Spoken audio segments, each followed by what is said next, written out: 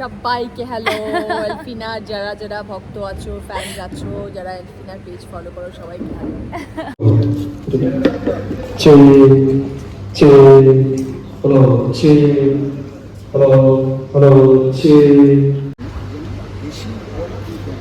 আচ্ছা আচ্ছা আচ্ছা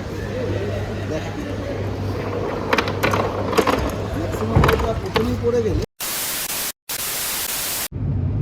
গুড মর্নিং সবাইকে, কেমন আছো তোমরা?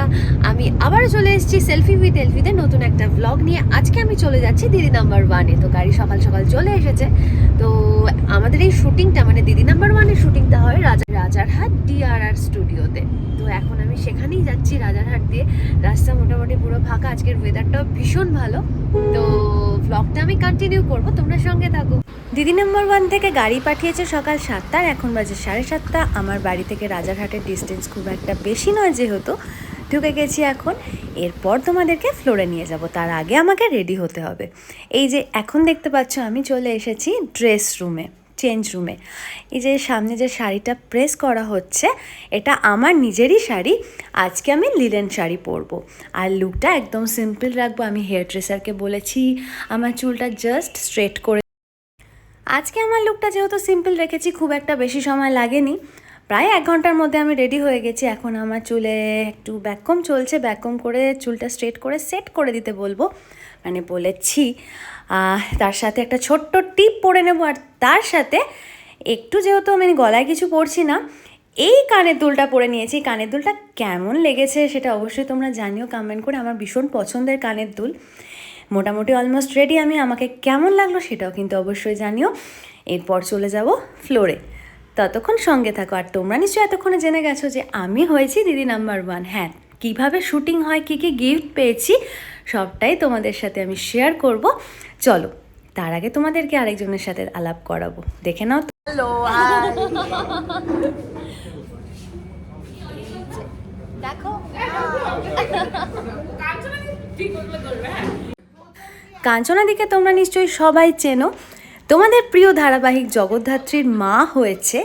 সিরিয়ালে যতই খারাপ কাজ করুক, ঝগড়া করুক, নেগেটিভ ক্যারেক্টার প্লে করলেও মানুষটা কিন্তু আসলে খুব ভালো। আর আমাদের সামনে রয়েছে এখন কল্যাণীদি, অনেক সিনিয়র আর্টিস্ট, তোমরা নিশ্চয়ই ওনাকেও চেনো। এবার চলে এলাম আমি ফ্লোরে।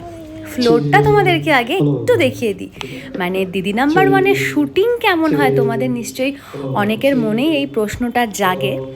সেটার জন্য তোমাদেরকে দেখিয়ে দিই ফ্লোরটা আগে কেমন হয়। চলো।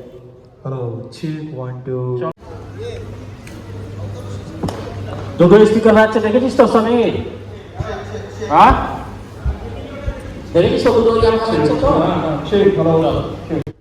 ফ্লোরে এখন সাউন্ড চেকিং চলছে, আর এইটা হচ্ছে আমার পোডিয়াম, মানে এলফিনা মুখার্জি নাম লেখা রয়েছে। এখানে দাঁড়িয়ে আজকে আমি খেলবো। দিদি নাম্বার ওয়ানে যতবার এসে খেলেছি আমি তো ভীষণ মজা করে খেলেছি। জিততে পারি কি না পারি, মজাটাই হচ্ছে আসল, তাই না বলো? আর তার সাথে উপরি পাওনা তো গিফট। আর সবথেকে বড় কথা, অনেকের সাথে দেখা হয়, তোমরা এত ভালোবাসা দাও, তোমরা জানাও দিদি নাম্বার ওয়ানে দেখেছো, এটা সব থেকে ভালো লাগে। সামনে রচনাদি রয়েছে, রচনাদিও চলে এসছে। এখন আমাদের শুরু হবে ফার্স্ট রাউন্ড খেলা। প্রত্যেকটা রাউন্ড খেলা শুরু হওয়ার আগেই আমাদেরকে বুঝিয়ে দেওয়া হয় খেলাটা কিভাবে খেলতে হবে, এটাই এখন চলছে। আজকে আমাদের জন্য রয়েছে ব্যাগাডুলি, তোমরা দেখতেই পাচ্ছ। এভাবে খেলাটা খেলতে হবে, আর যে যত কম সময়ের মধ্যে এটা কমপ্লিট করতে পারবে, এই টাস্কটা কমপ্লিট করতে পারবে, সে হবে ফার্স্ট, সেকেন্ড, থার্ড, এভাবেই। তো আমি তো খুবই এক্সাইটেড, জানি না, চলো দেখা যাক। ফার্স্ট রাউন্ডে আমি সেকেন্ড হয়েছি। ফার্স্ট পজিশনে রয়েছে কাঞ্চনাদি। আমাদের এখন একটা ছোট্ট ব্রেক দেওয়া হয়েছে। এরপর শুরু হবে আমাদের সেকেন্ড রাউন্ডের খেলা, আর তার মাঝখানে চলছে একটু ফটো সেট। এই যে দেখো গর্জিয়াস লেডি দিদি। হাই সবাইকে হ্যালো এলফিনা যারা যারা ভক্ত আছো ফ্যানস আছো যারা এলফিনার পেজ ফলো করো সবাইকে হ্যালো। Thank you.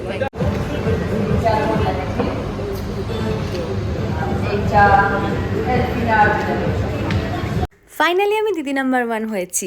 তবে আমার কাছে সবথেকে ইম্পর্ট্যান্ট হলো দিদি নাম্বার ওয়ানের মঞ্চে দাঁড়িয়ে রচনাদির হাত থেকে পাওয়া এই উইনারের ট্রফিটা। এটা গিফটের থেকে অনেক বেশি আমার কাছে।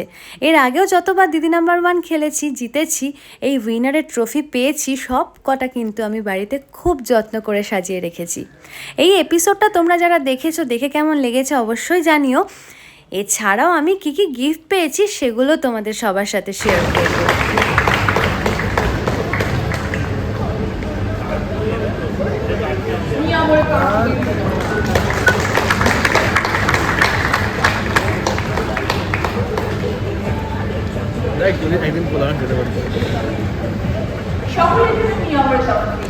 হ্যালো, হ্যাঁ আমি শেষ করে ফোন। খেলা হয়ে যাওয়ার পরেও কিন্তু কিছু নিয়ম থাকে, যেরকম ফর্ম ফিল আপ করা, আধার কার্ড, প্যান কার্ড এগুলো সাবমিট করা, তারপর ভাউচার সাইন করা, এগুলোই এখন চলছে। এবার তোমাদের সাথে শেয়ার করব কি কি গিফট পেলাম। চাল দিয়েছে আমাকে প্রচুর বসুমতী থেকে, রয়েছে electric tandoor maker, electric kettle, dinner set, hand blender, Senco Gold থেকে আমাকে দেওয়া হয়েছে একটা সোনার হার, রয়েছে প্রচুর গ্রসারি, সেনকো গোল্ড দিয়েছে। এছাড়াও আমাকে একটা গিফট কুপন, যেটা আমি সোনা কিনতে গিয়ে রিডিউম করাতে পারবো। এছাড়াও রয়েছে ব্লুটুথ স্পিকার, ইলেকট্রিক কেটল তো রয়েছেই। এই গিফটগুলো নিয়ে আমি এখন বাড়ি যাব, মানে প্রোডাকশান থেকেই আমাকে বাড়ি পৌঁছে দেওয়া হবে।